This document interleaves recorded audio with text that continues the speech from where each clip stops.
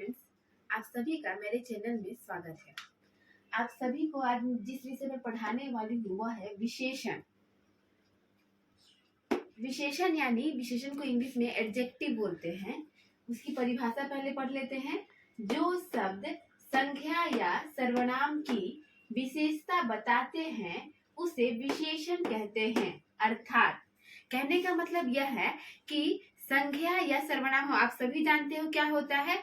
वह संज्ञा या सर्वनाम कैसा है, किस प्रकार का है, कितना है, यह जो शब्द बताता है उन शब्दों को ही हम लोग विशेषण कहते हैं। यानी जिस शब्द से आपको संज्ञा या सर्वनाम के बारे में, उसकी विशेषताओं के बारे में पता चले, उसे उन शब्दों को ही हम लोग क्या कहते हैं, विशेषण कहते हैं। उदाहरण देखिए, जैसे मान लीजिए राहुल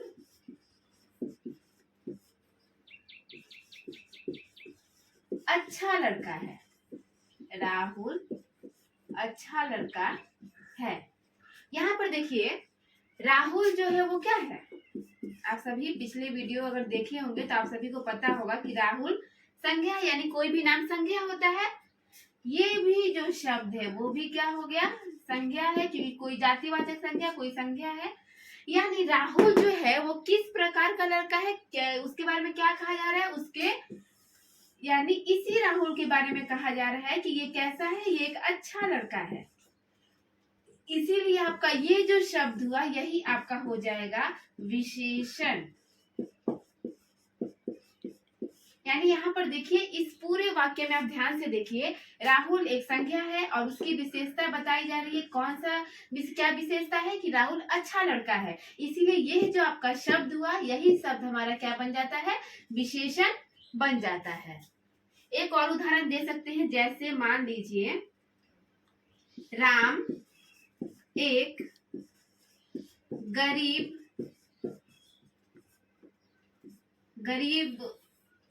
आदमी है। राम एक गरीब आदमी है। यहाँ पर देखिए राम आप सभी जानते हो क्या है, संज्ञा है, ठीक है। और वह उसकी विशेषता क्या बताई जा रही है कि वह गरीब है। यानी कि ये जो गरीब जो शब्द है वो किसके लिए आया है, वो राम के लिए आया है। इसीलिए हमारा यह जो गरीब शब्द होगा यही आपका विशेषण हो जाता है। यानी जिस शब्द से हमें संज्ञा या सर्वनाम की विशेषता पता चलती है, विशेषता समझ रहे हैं ना, विशेषता पता चलती है, उसी शब्दों को हम लोग क्या कहते हैं, विशेषण कहते हैं। विशेषता मतलब क्या, उसकी क्वालिटी समझ लीजिए। उन शब्दों को हम लोग क्या कहते हैं, विशेषण कहते हैं। अब आते हैं विशेष्य के ऊपर। देखिए मैंने लिखा नहीं है उसकी परिभाषा, लेकिन विशेष्य समझना चाहिए। विशेष्य जो है, विशेष्य देखिए विशेष्य में क्या होता है कि हम विशेषण जिसकी विशेषता बताता है उसे ही हम विशेषण विशेष्य कहते हैं। अर्थात जैसे मान लीजिए मोटा आदमी, यहाँ पर देखिए ये जो मोटा शब्द है वो क्या हो गया, आपका विशेषण हो गया। यानी आदमी की विशेषता बताई जा रही है, विशेषण हो गया। और ये क्या है, संज्ञा या सर्वनाम है, सॉरी संज्ञा है। इसके साथ साथ विशेषता किसकी बताई जा रही है, इसी आदमी की बताई जा रही है। इसीलिए उसी संज्ञा या सर्वनाम को हम लोग विशेष्य भी कहते हैं। प्लीज समझिएगा। यानी देखिए यहाँ पे विशेष्य क्या होता है, जिसकी विशेषता बताई जा रही है उसे ही हम लोग विशेष्य कहते हैं। ये क्या है, ये विशेषता है, यानी ये विशेषता बताया जा रहा है, मोटा है तो ये विशेषण हो जाएगा। इसके साथ ही ये मोटा जो है वो किसके लिए आया है, आदमी के लिए आया है। यानी और यह आदमी क्या है, संज्ञा है। संज्ञा होने के साथ साथ यही आप लोगों का, हम सभी का विशेष्य बन जाता है। प्लीज ध्यान दीजिएगा। यानी जिसकी विशेषता बताई जाती है, जिस संज्ञा या जिस सर्वनाम की विशेषता बताई जाती है वही शब्द आपका विशेष्य भी होता है।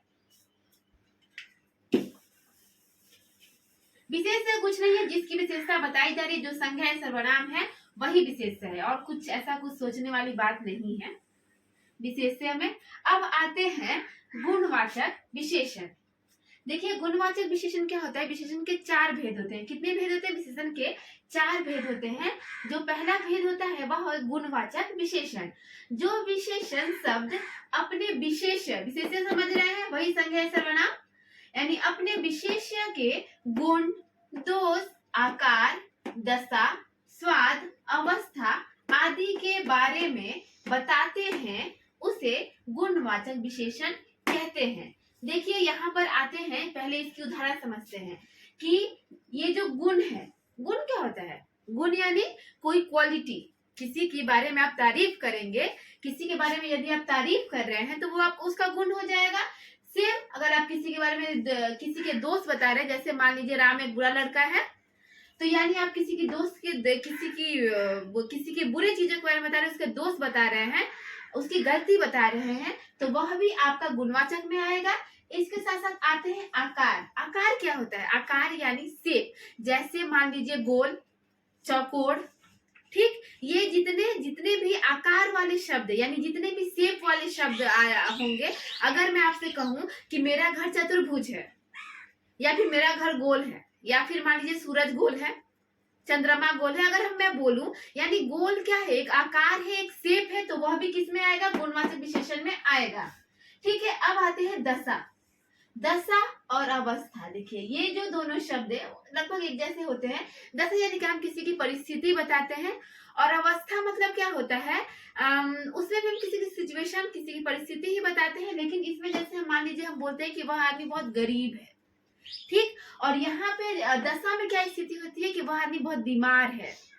समझे? दोनों की सिचुएशन ही हम लोग बताते हैं, लेकिन मिले जुले शब्द है। इसके बाद आते हैं स्वाद। स्वाद क्या होता है? स्वाद आप सभी जानते हो। स्वाद यानी अगर मैं बोलूं कि सब्जी बहुत तीखी है, या आम खट्टा है, आम मीठा है, यानी ये सारे जो शब्द होते हैं जो स्वाद वाले शब्द होते हैं, या अगर मैं बोलूं इस सब्जी में बहुत नमकीन है, तो ये सारे स्वाद वाले शब्द हमारे गुणवाचक विशेषण में आ जाएंगे। अब आइए उदाहरण जानते हैं। देखिए जैसे मान लीजिए अगर मैं कहूं यह कमरा चौकोर है, यह कमरा चौकोर है। आप इस शब्द में सबसे पहले जानते हैं कि आप सभी जानते हो कमरा है या यह है, यह क्या है? ये संज्ञा है, ठीक है। यह जो शब्द आ जाएगा ये क्या है? सर्वनाम है, ठीक। इसके साथ साथ ये जो चौकोर शब्द है, ये यानी यह जो चौकोर शब्द है वो किसके लिए आया है? कमरे के लिए आया है, यानी विशेषता है, इसीलिए यही आपका क्या हो जाएगा? विशेषण हो जाएगा। एक और सामान्य सा वाक्य देती हूँ। अगर मैं कहूं कि राहुल ईमानदार है, राहुल ईमानदार है। यहाँ पर देखिए क्या हो रहा है। राहुल आप सभी जानते हो संज्ञा, ठीक, और किसी बारे में विशेषता बताई जा रही है, राहुल के बारे में बताई जा रही है, यानी ये आपका विशेष्य भी होगा, संज्ञा होने से विशेष्य भी होगा, भूलिएगा नहीं इस बात को कि विशेष्य क्या हो जाता है।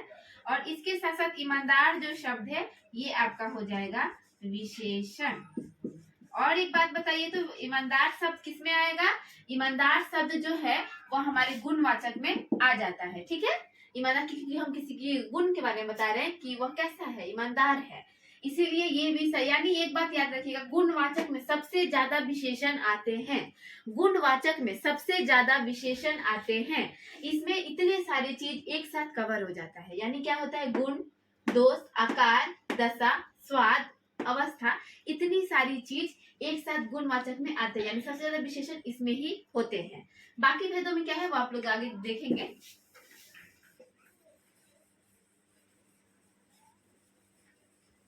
आइए अब इसके दूसरे भेद के बारे में जानते हैं। संख्यावाचक विशेषण। जो विशेषण शब्द संख्या या सर्वनाम की संख्या के बारे में बताते हैं उन्हें संख्यावाचक विशेषण कहते हैं, उन्हें संख्यावाचक विशेषण कहते हैं। देखिए यहाँ पर क्या होता है, आप समझ ही गए होंगे। संख्या यानी क्या? 2 3 4 5 6 7, यानी जितने भी नंबर्स हैं वो सारे संख्यावाचक में आते हैं। अगर मैं कहूं कि मेरे पास 5 कलम है, मेरे पास 5 कलम है, ठीक। यहाँ पर आप देखिए मेरे पास 5 कलम है, ये जो 5 आपका शब्द हो गया वो क्या हो गया, संख्या हुआ। और ये संख्यावाचक इसका जो ये विशेषण है, ठीक है।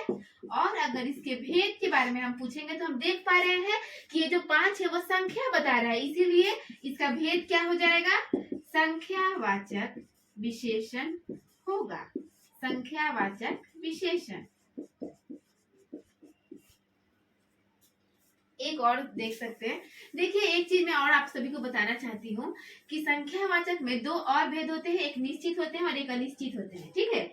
निश्चित में क्या आ जाता है, निश्चित में आता है कि आपको एग्जैक्ट नंबर के बारे में पता रहेगा। जैसे मान लीजिए मेरे पास 5 कलम है, तुम्हारे पास 2 पुस्तक है, यानी एकदम आपको करेक्ट नंबर बताया जाता है कि 1 2 3 4 5 100, यानी जितने भी संख्या हो, ठीक। अनिश्चित में क्या होता है, कभी कभी हम काउंट नहीं करना चाहते हैं, ठीक। उसके लिए क्या होता है, जैसे मान लीजिए अगर मैं कहूँ, एक अनिश्चित संख्यावाचक का मैं उदाहरण देना चाहूंगी आप सभी को।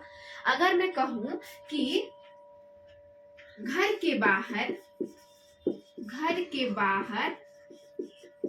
कुछ लोग आए हैं, कुछ लोग आए हैं, घर के बाहर कुछ लोग आए हैं। यहाँ पर देखिए, यहाँ पर क्या हो जा रहा है कि कुछ जो शब्द है, इस कुछ को हम काउंट भी कर सकते हैं, ऐसा नहीं है कि हम जाकर काउंट नहीं कर सकते, 1 2 3 4 5 6 हम काउंट कर सकते हैं। लेकिन क्या हो जाता है, हम काउंट नहीं करना चाहते, हम एक ऐसे शब्द का प्रयोग कर देते हैं जो आपका इसका विशेषता बता देगा, यानी आपको समझ में आ जाएगा कुछ लोग, यानी क्या कुछ लोग आए हैं, यानी वो भी संख्या ही है, लेकिन हम लोग को एग्जैक्ट नंबर नहीं पता है। इसीलिए ऐसे शब्द भी, यानी कुछ ऐसे शब्द भी क्या हो जाते हैं, अनिश्चित संख्यावाचक, ठीक है, अनिश्चित संख्यावाचक। और अगर मैं कहूं मेरे घर के बाहर 2 लोग खड़े हैं, यहाँ पर देखिए हम सभी को दिख रहा है कि ये जो 2 है वो क्या है, निश्चित संख्या बता रहा है, और यहाँ पे ये कुछ है वो अनिश्चित संख्या बता रहा है। यानी कहने का तात्पर्य यह है कि आप इस विशेषण को अंडरलाइन करोगे तो इसको अंडरलाइन करोगे, और ये यहाँ पर ये हो जाएगा निश्चित संख्यावाचक, और ये हो जाएगा निश्चित संख्यावाचक, निश्चित संख्यावाचक। यानी याद रखिएगा, संख्यावाचक के 2 भेद होते हैं, ठीक। निश्चित में क्या होता है, निश्चित संख्यावाचक, निश्चित संख्यावाचक में क्या आएगा, कोई भी एग्जैक्ट नंबर आएगा, जैसे मान लीजिए 2 3, ठीक, बहुत सारा। आदि में अनिश्चित संख्यावाचक में क्या हो जाता है, अनिश्चित संख्यावाचक विशेषण में क्या होता है, अनिश्चित में जैसे कुछ और कई, कुछ और कई ही ऐसे शब्द हैं जिन्हें हम काउंट कर सकते हैं, लेकिन बहुत ज्यादा होने पे हम उन्हें नहीं बताते हैं। इसीलिए अनिश्चित संख्यावाचक में ज्यादातर ये दो शब्द ही आते हैं जो क्या होते हैं, अनिश्चित संख्यावाचक होते हैं। इसके अलावा कोई एग्जैक्ट नंबर हो 2 3 4 5 100 500, तो वो सारे नंबर आपके क्या हो जाएंगे, निश्चित संख्यावाचक विशेषण होगा। अब हम लोग नेक्स्ट भेद पर आते हैं। नेक्स्ट भेद है परिमाणवाचक विशेषण। जो विशेषण शब्द अपने विशेष्य यानी संज्ञा या सर्वनाम विशेष्य के माप, तोल तथा परिणाम की जानकारी देते हैं, उसे परिमाणवाचक विशेषण कहते हैं।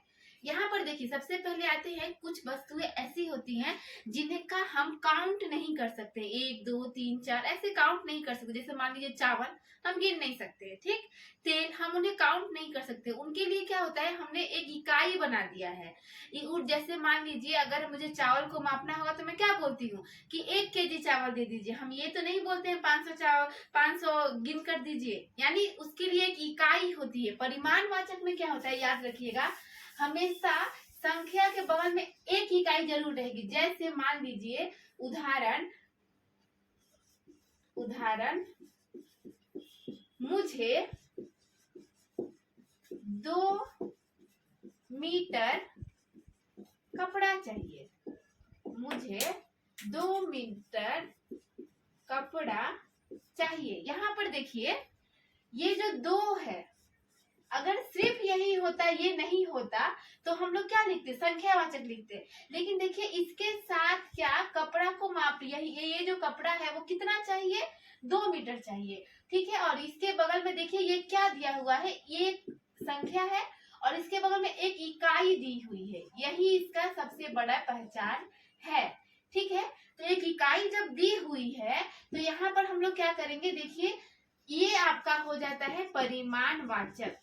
और याद रखिएगा केवल संख्या को अंडरलाइन नहीं करिए, अगर आपको विशेषण कहा जा रहा है कि रेखांकित करिए तो आप 2 के साथ साथ इसका जो क्या बोलेंगे इकाई है उसको भी अंडरलाइन करिएगा। और क्योंकि इसके साथ एक इकाई होगी इसीलिए ये परिमाणवाचक विशेषण हो जाएगा, प्लीज ध्यान दीजिएगा। यानी जिस वाक्य में आपको संख्या के बगल में अगर कोई इकाई दिख रही हो, इकाई मतलब कोई यूनिट दिख रही हो, जैसे मान लीजिए केजी, ग्राम, हेक्टर, मीटर, ऐसे कुछ आप लोगों को इकाई दिख रही हो, तो उन इकाइयों होने के कारण हम लोग क्या करते हैं, वो इकाई बनी ही इसीलिए है ताकि हम लोग उन वस्तुओं का माप तोल कर सके जिन्हें हम काउंट नहीं कर सकते हैं, 1 2 3 4 हम काउंट नहीं कर सकते हैं। ठीक है, इसीलिए अगर इकाई आपको दिखे तो वो परिमाणवाचक हो जाता है, अगर इकाई नहीं है तो संख्यावाचक, याद रखिएगा। एक और चीज, इसके परिमाणवाचक के भी 2 उदाहरण होते हैं, एक होता है निश्चित परिमाणवाचक। ठीक है, निश्चित परिमाणवाचक में आप समझ गए होंगे, निश्चित परिमाणवाचक कि क्या आएगा, एग्जैक्ट नंबर आएगा, जैसे 2 लीटर, 5 ग्राम, 500 ग्राम या 5 ग्राम, मान लीजिए ये भी एक इकाई है, लीटर इकाई है। ठीक है, अनिश्चित परिमाणवाचक में क्या होता है, कुछ नहीं, अनिश्चित परिमाणवाचक में क्या हो जाता है, जैसे मान लीजिए हम कहते हैं ना, मुझे थोड़ी चीनी दे दीजिए, मुझे थोड़ी चीनी दे दीजिए, थोड़ी चीनी दीजिए। यहाँ पर देखिए ये जो चीनी है, ये चीनी क्या है, संख्या है ना। इसके साथ साथ देखिए ये जो थोड़ी है इसकी संख्या बता रहा है, लेकिन क्या है, थोड़ी चीनी, यानी चीनी क्या है, परिमाण में चीनी को हम काउंट नहीं कर सकते, इसके लिए हम ऐसे ही बोल देते हैं कि हम मुझे थोड़ा सा दे दीजिए या थोड़ा कुछ दे दीजिए। ऐसे शब्द क्या होते हैं, अनिश्चित परिमाणवाचक होते हैं, अनिश्चित परिमाणवाचक।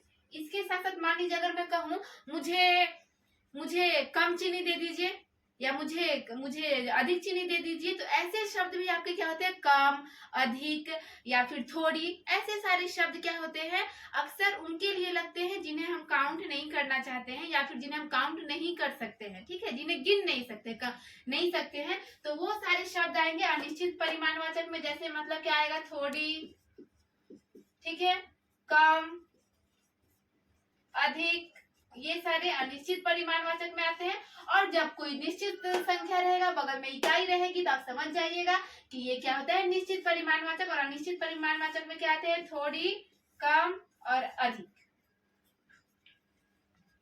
ठीक है, अब हम लोग आते हैं इसके नेक्स्ट भेद पर।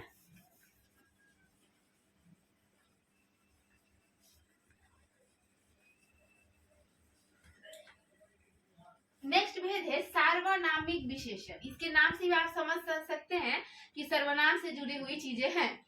ठीक है, सार्वनामिक विशेषण, जब कोई सर्वनाम शब्द किसी संख्या से पहले लगकर उसकी विशेषता बताते हैं, उन्हें सार्वनामिक विशेषण कहते हैं।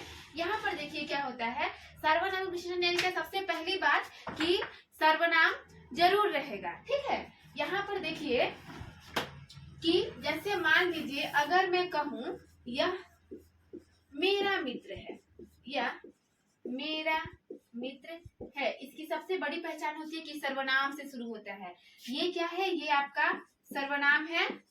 ठीक, इसके साथ साथ देखिए ये सर्वनाम होने के साथ साथ ये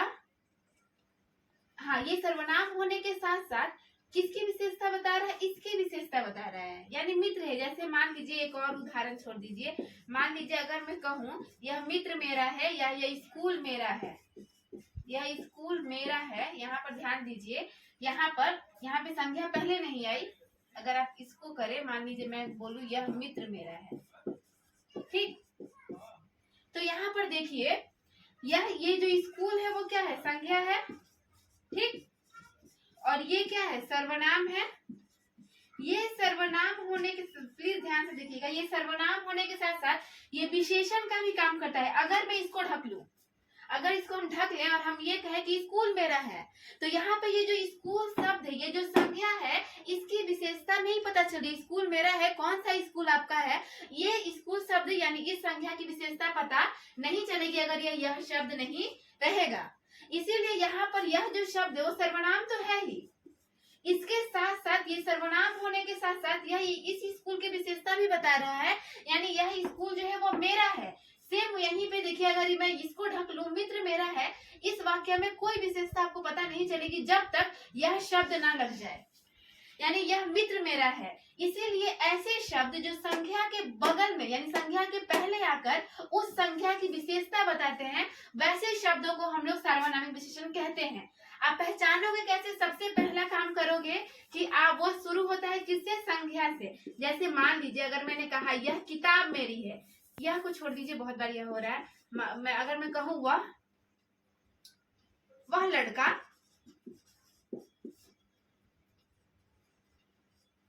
मेरा मित्र है, वह लड़का मेरा भाई है, चलिए वह लड़का मेरा भाई है। यहाँ पर देखिए ऐसे वाक्य क्या है कि किससे शुरू होते हैं, सर्वनाम से। आप इसको अंडरलाइन करोगे, ठीक है। और आप अक्सर देखिएगा ये किसी संख्या के बगल में आता है, संख्या के बगल में आता है और बगल में आकर इसी संख्या की विशेषता बताता है। तो आप इसको अंडरलाइन करोगे, अंडरलाइन करके क्या लिखिएगा, यह हो जाएगा आपका सार्वनामिक विशेषण।